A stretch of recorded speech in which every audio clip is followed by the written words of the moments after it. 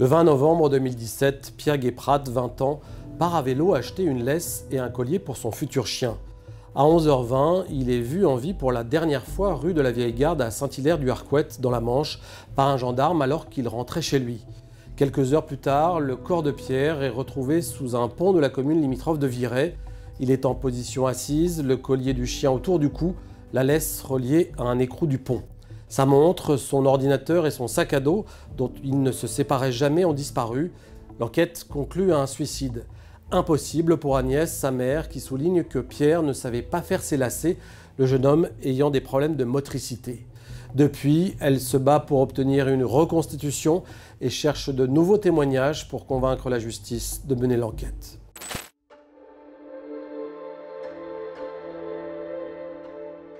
C'était très brutal. J'étais sur place plus tard à 16h40. Une voiture de gendarmerie était déjà arrivée sur place. Je l'ai vu le médecin à des amis descendre tranquillement. Il est revenu vers moi au bout de 3 minutes. Il m'a posé une seule question. Est-ce que mon fils était handicapé? J'ai répondu oui, mais je voulais expliquer quel handicap il portait. Son handicap, c'était qu'il était problème d'élocution. Il n'est pas très fort physiquement, mais il ne m'a pas donné la possibilité. Il s'est retourné, il est parti. Il est revenu vers moi au bout de 3 minutes à peine. Il m'a dit simplement, Madame, mes condoléances. Il m'a tendu la main, je n'ai pas pris la main, je l'ai demandé de voir mon fils. Il m'a dit, vous pouvez aller, Madame. Je suis partie au courant. Et là, c'était horrible. Mon fils, elle était allongée au sol parmi les détritus. J'étais sous le choc. Et à ce moment-là, j'ai dit qui a fait mal à mon fils. Personne ne m'a rien répondu. Après, les pompes funèbres sont revenus. Pierre était toujours dans mes bras. Je ne vais jamais oublier ça. Et cette journée-là, cette heure-là que j'ai passée sous les ponts, à côté des ponts, me hante le matin, la nuit et le soir.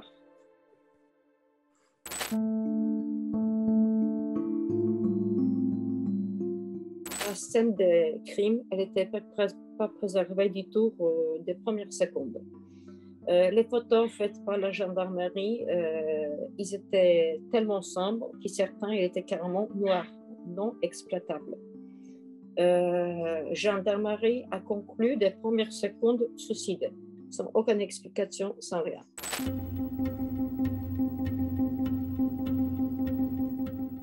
La veille de sa mort, le 19 novembre 2017, Pierre passait la journée avec moi. On a énormément discuté, on a ri, il voulait accueillir un chien refuge. Je ne me suis pas opposée du tout. J'ai expliqué comment ça marche à Pierre, qu'il faut acheter une laisse, un collier. Après, dans la soirée, il m'a dit maman chérie, adorée, je t'aime à demain. Il m'a fait grand câlin. Et c'était la dernière fois que je l'ai vu, Pierre.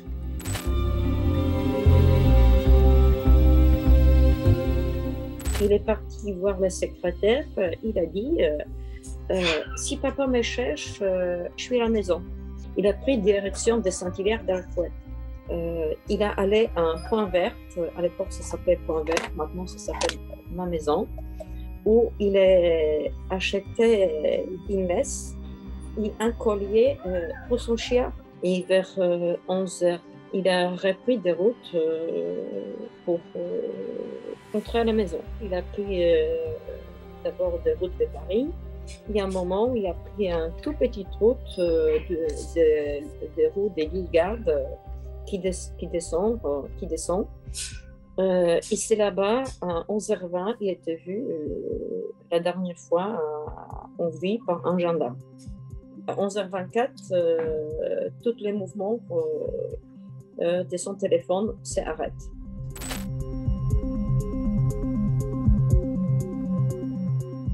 Il n'y avait aucun bleu. Ses vêtements, il était entièrement déchirés, sales. Pourtant, il est parti avec vêtements propres. Deuxième chose, je connais des lingueurs de la laisse. Je suis allée sous les ponts de faire plusieurs fois des reprises avec toutes les mesures possibles que je l'ai fait le collier. Il manquait minimum 35 cm. C'était impossible techniquement. N'importe quel mouvement, même moi, quand j'ai essayé de faire la thèse, tout ça, la laisse là-haut s'est détachée et tombée par terre.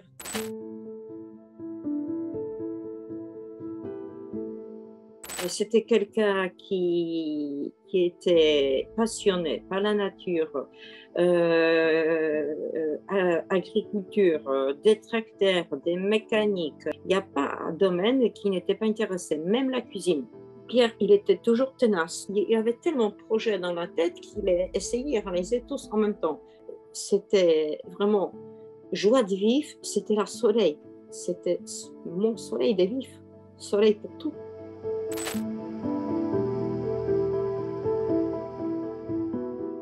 Peut-être c'était un accident au départ.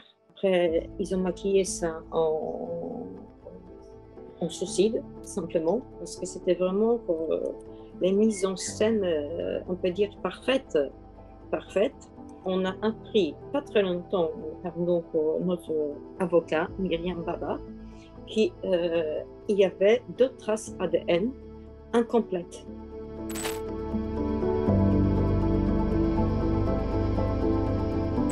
Je ne peux pas dire qu'il y a une enquête criminelle non existante, enquête judiciaire bâclée. Et le 8 septembre, on a reçu de non-liés, on a fait d'appel aussitôt. Et vous savez, ça, j'ai pris comme une claque sur la figure. Parce que l'avocat général, il a répété qu'effectivement, le travail enquêteur, elle était lamentable. Elle était mal faite. Mais, madame, messieurs, passez autre chose, faites votre deuil. Et je maintiens non-lié.